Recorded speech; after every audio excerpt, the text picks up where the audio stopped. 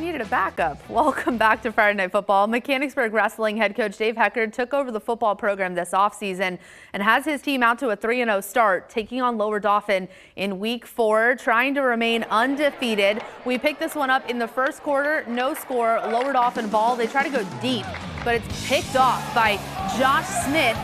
Mechanicsburg, though, ensuing drive would have to punt it away, so still scoreless. Later in the first quarter, the Wildcats' Eli Ryder dumps it off to Isaac Dolman, who takes it 15 yards to the Falcon 25-yard line.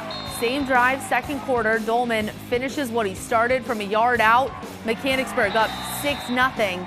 Same score later in the second. Ryder goes deep to Smith, a 36-yard gain down to the Lower Dauphin 30-yard line, and that leads to this.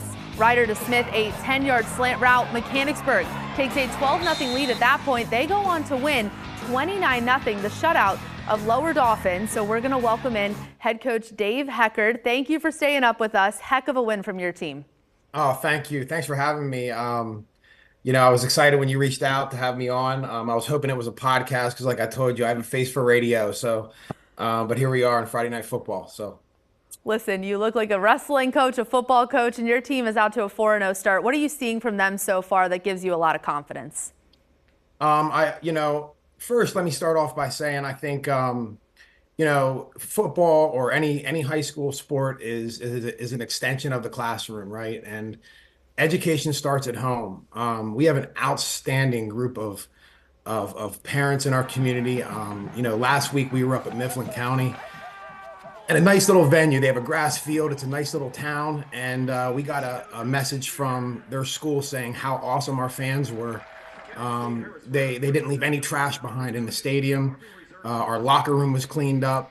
So when we have parents who set the example and a standard at home for our players to live up to, the rest is easy. So I commend our parents. I commend our community, our school district, and that's what it's all about. Yeah, Coach, and we were just looking at some of that salute to service game that you guys hosted tonight. That's such a big deal for your community to be able to share what that sacrifice means to so many. What do you hope your players learn from salute to service?